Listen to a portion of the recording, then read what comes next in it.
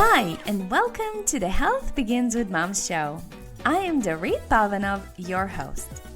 On this podcast, I will share insights and interviews on health, parenting, and explore the question of what does it take to thrive as women, wives, and mothers. Now, let's get going with today's episode.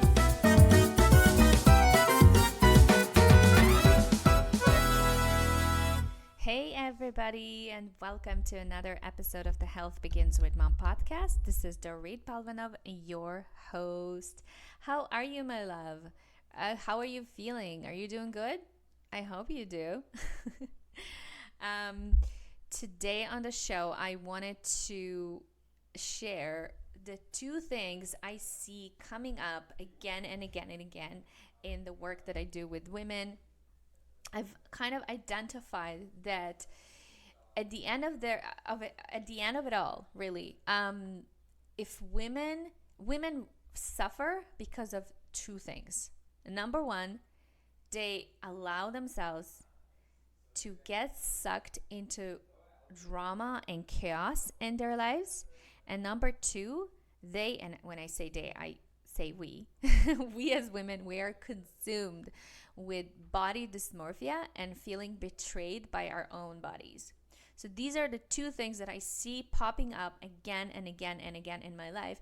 And because you know that my work is all about helping us women thrive as women, as wives and mothers, and it's really all about feeling truly connected to ourselves and to understand ourselves as females, as women, right? It's all about the body. It's all about understanding how our body works, how our body is designed, and then using that wisdom to design and create a life that you truly love to live.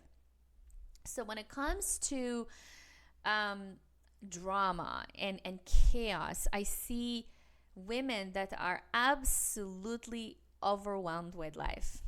Another way I say it, and actually not I, they say it, is that they are completely sucked dry.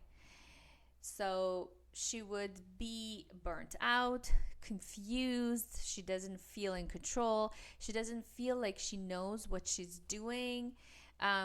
Women that know that that they neglect themselves and also her partner, her marriage, and she also knows that she's screwing up her kids.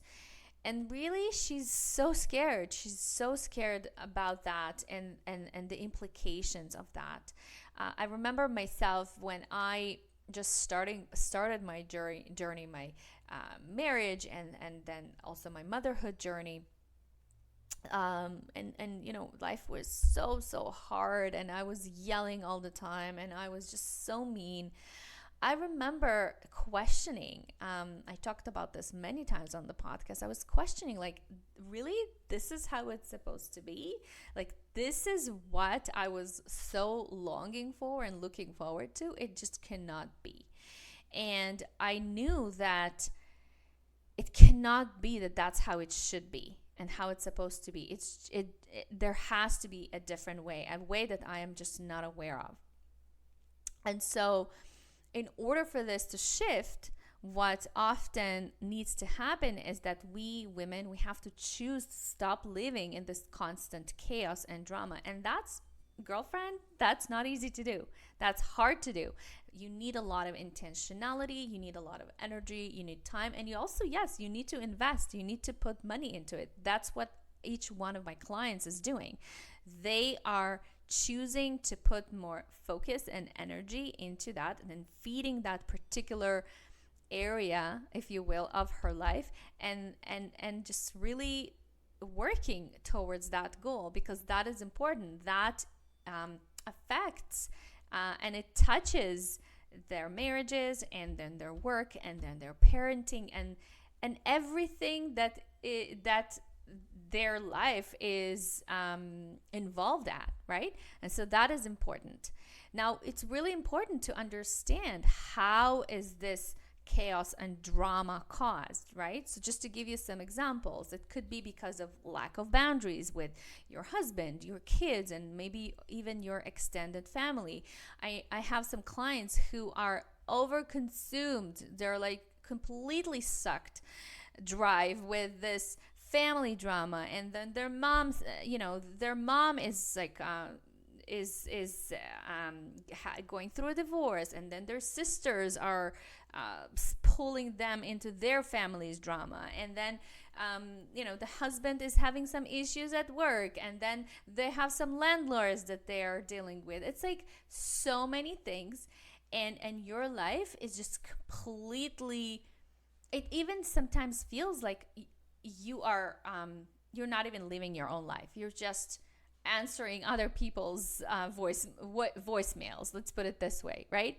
Another reason how the chaos and drama are caused for women is being drawn to gossip and unhealthy relationships with energy vampires.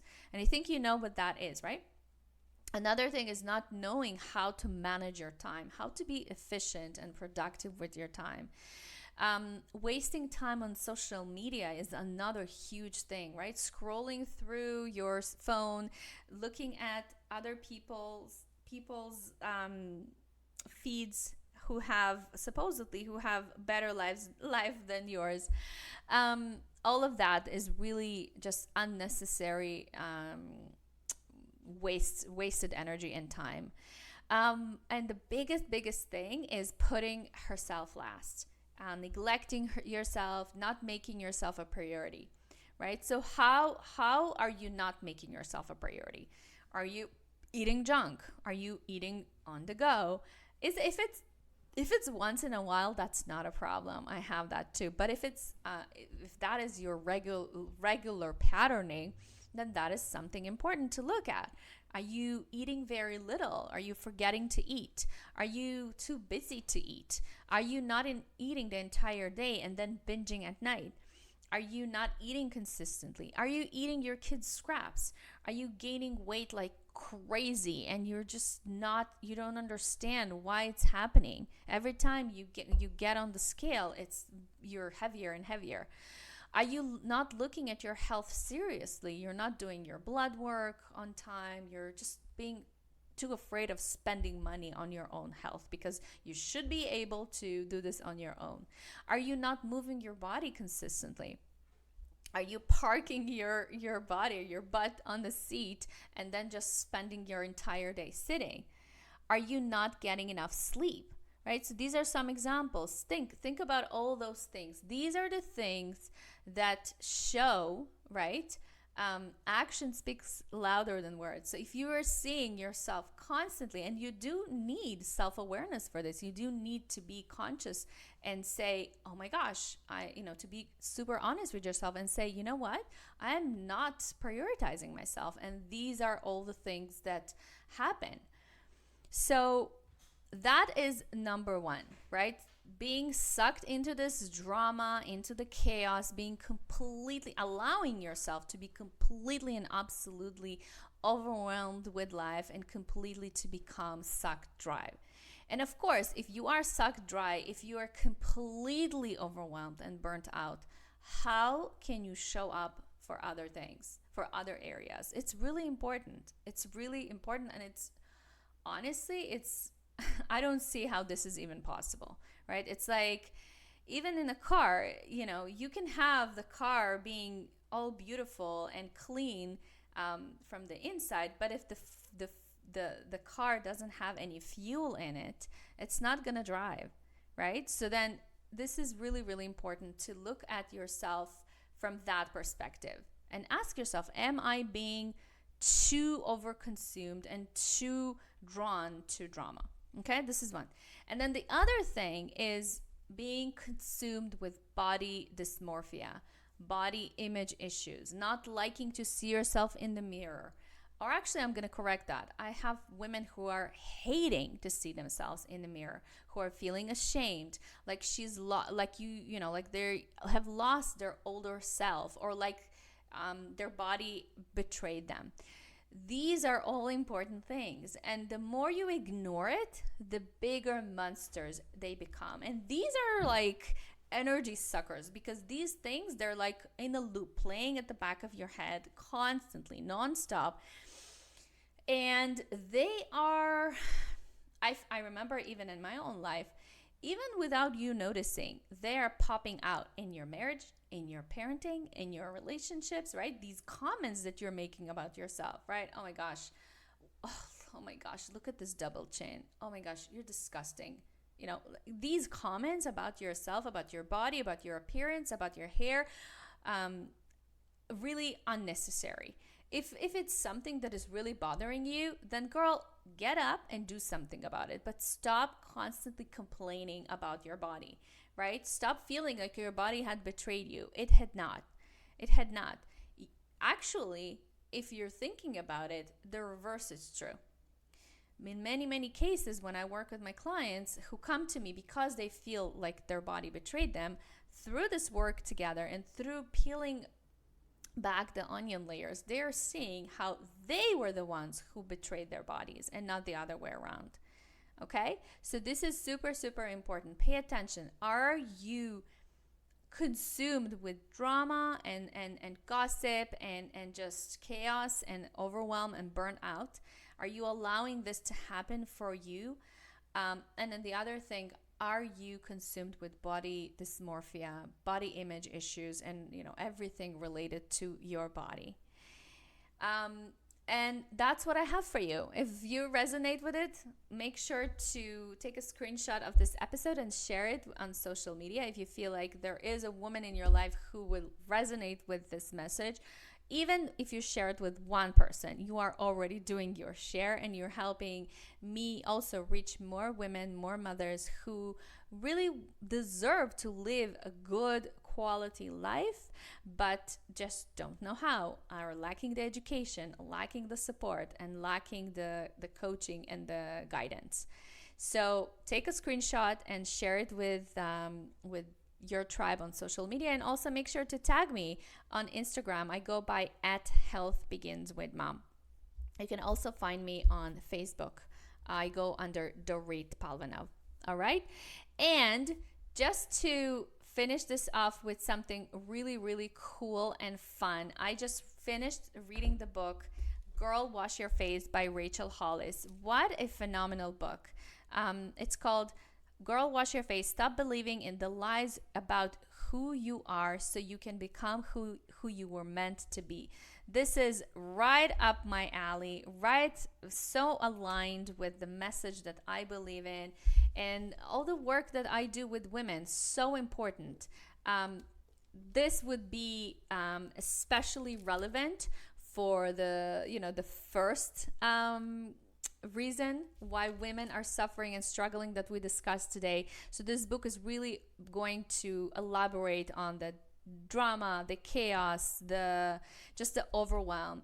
And this book is basically, each chapter she talks about various lies that we women tell ourselves and how to shift away from that, and how to deconstruct them, and how to stop living in lies and step into the truth. So if you think about Girl Wash Your Face, it's really wash that mask that you're operating under and step into your truth. So stop thinking that you will stop procrastinating, stop thinking that you're not good enough, stop thinking that you're better than others, stop thinking that that you need a man in your life in order to be successful. Stop thinking that you're bad at sex. Stop thinking that you don't know how to be a good mom. What else is there? I'm just reading through her table of contents. There's so many more things here. Other people's kids are better. I'm a terrible writer. I can't tell the truth. I'm defined by my weight. I need a drink. All of these lies, chapter by chapter, she just busts through this stuff, and I think it's beautifully written. She's really talented. She's a really talented writer. And so today I wanted to finish off with the last page, with the last chapter of this book. where I honestly, after reading this book, I was tearing up. I was like, yes, yes, thank you for saying that. Thank you for saying that. This is the message that women need to listen to, hear in the world today. So yeah, I hope you will enjoy it. Let me know if you like it. Again, take a screenshot of you listening to the episode, and then share it on social media. So share it on Instagram, and let the women in your life, the important women who you love in your life, know that that they can get help. All right, my love, I am going to send you off with so much love and many, many blessings, and I'll catch you next time. Bye for now. The lie. I need a hero. At least one of my chapters should have the same title as a classic 80s songs, right? Come on, don't pretend you don't remember the scene in Footloose where they battle each other on the back of a combine. It's epic. It also has nothing to do with this next subject. But I love to remember Kevin Bacon's illustrious film career whenever possible. Speaking of bacon, I was a little chubby as a child. And not that one necessarily tied in with the other, or maybe it did. But I wasn't what anyone would call athletic. I was the president of the drama club, a preteen who stayed in Girl Scouts long after it was cool, a card-carrying member of the FFA. That's the Future Farmers of America, for any of you who didn't grow up in God's country. I tried on a few sports for size. One awkward year, I somehow made it onto my high school tennis team. But my only real memory of that season is the tennis pictures we took, where I had a big hole in my sock that I didn't notice until the pictures came out. So much for enticing boys with wallet-sized pics of me in my sister's hand-me-down tartan skirt. I was never more than mediocre at any sort of sport. And honestly, I didn't really mind. We all have our gifts, and mine are far, far removed from the athletic field. Then, years ago, when I was pregnant with our third son, Dave trained and ran a half marathon. I know what you're thinking, because I was definitely thinking it too. What kind of monster decides to get in epic shape for the first time while his wife is the size of one of those tiny homes on HGTV? Dave Hollis, that's who. He looked so good and had so much energy, and I was so jealous I could spit. While running long distance wasn't something I had ever aspired to, the fact that I couldn't do it because of my swollen belly irked me. The next year, when he planned to run the same race again, I jumped on board. The joke is, if you'd have asked me at any point in my life before then, I would have happily told you how much I hate running. But while I might not be an athlete, I am competitive. I wanted to prove to myself I could run 13 miles without dying, just as he had done. I wanted to prove to our boys that daddies and mommies can be strong and powerful. I also sort of wanted to see if I was actually lacking in athletic prowess, or if maybe that was just something I had always believed about myself. So I started training for a half marathon, which, if you're curious, is like running in sand while wearing a backpack full of pudding. Everything is hard. Everything feels awkward. Every single new mile makes you want to puke. But I didn't give up. And slowly, so stinking slowly, I got stronger and better, 1/4 mile at a time. As it turns out, I'm actually a really good long distance runner. I have short little legs, so Dave, or basically anyone, can beat me in a sprint all day long. But here's the deal. Very few people, and I can say this confidently, can mind over matter themselves as well as I can. I have lived through 52 hours of labor.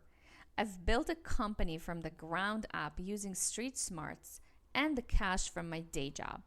I've built my life on not giving up on the goals I set for myself. So if I say I'm going to run 13 miles, I am darn well going to run 13 miles. That means when mile 6 hits and Dave wants to quit and start walking, I fly right past him, tortoise and the heart style and the hairstyle. The very first half marathon I ever signed up for was a Disney race. As a side note, please, please, please do yourself a favor and make it a life goal to run in a Disney race. They have 5Ks, 10Ks, and half marathons, and I don't think I've ever experienced something so uplifting and fun. It's important to know the fun element because I walked into the race that morning so afraid of how hard it was going to be that I thought I would barf. But at a Disney race, there's too much magic to barf. The races take place inside and around the parks, so you're running by rides and princesses and floats. Other runners are dressed as Disney characters and stopping for photos along the way, and it's just joyful. Also, having run in other half marathons many times since, I can tell you that the encouragement in these races is unmatched.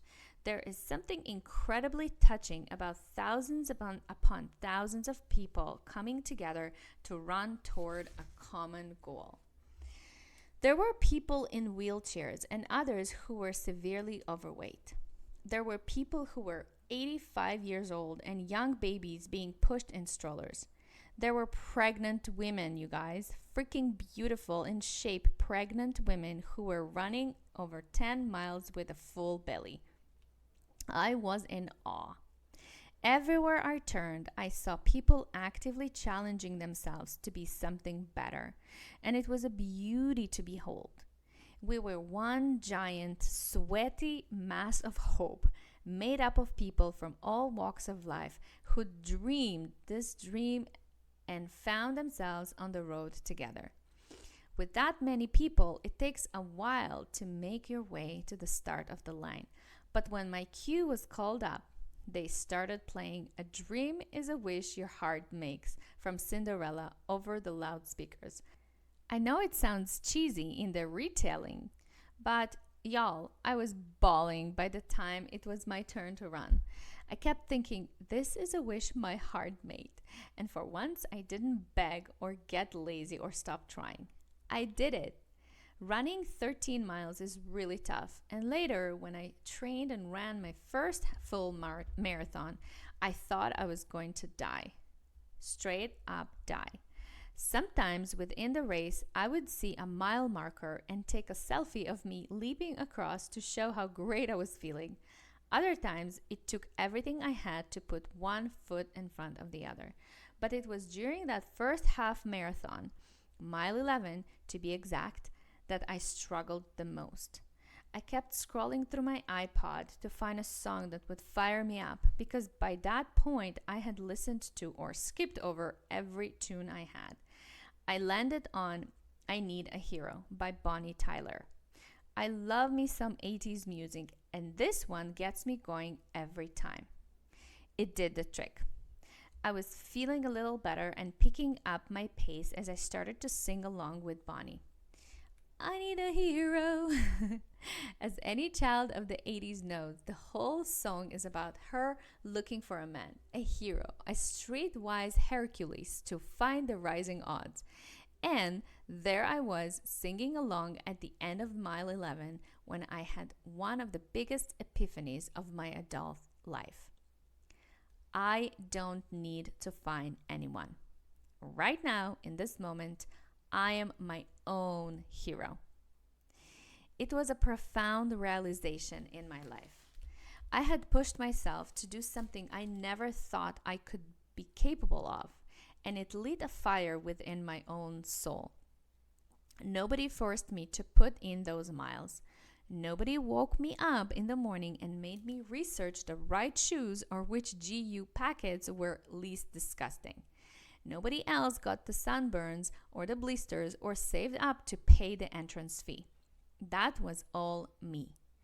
And the things you've achieved, the big and little stuff that peppers your life and adds flavor, the achievements that have made you who you are, Those are all you.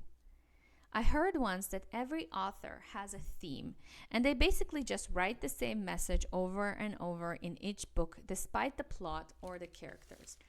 This is absolutely my truth, even if I was totally oblivious to it at the time. Every book I've ever written is based on this core theme of my life. It's the lesson I've learned over and over again. So it inevitably weaves its way into my stories, and this book especially. It is the gift I wish I could give every person I know. It is the thing I wish someone had taught me as a child. Instead, I had to navigate life and figure it out on my own. It is the greatest lesson I have to give you. Only you have the power to change your life.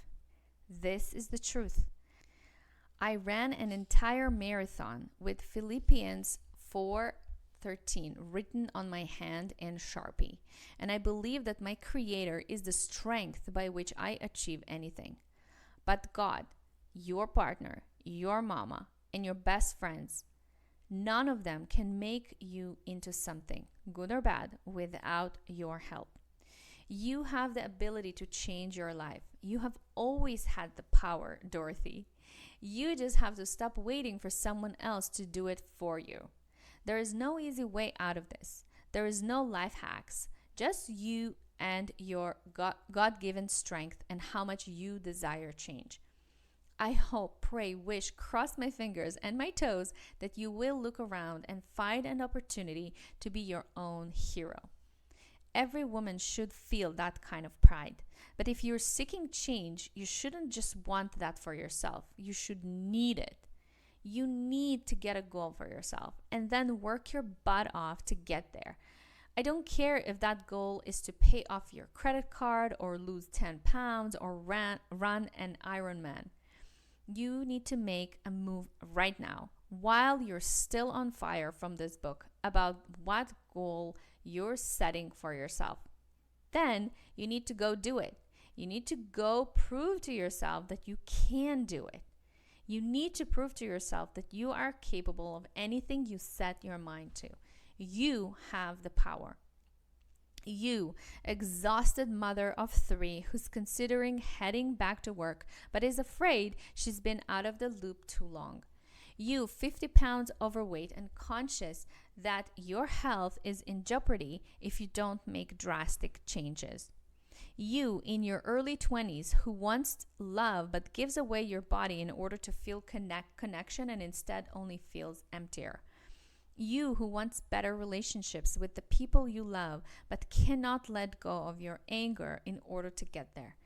You, all of you, any of you, stop waiting for someone else to fix your life. Stop assuming that someday it will magically improve on its own.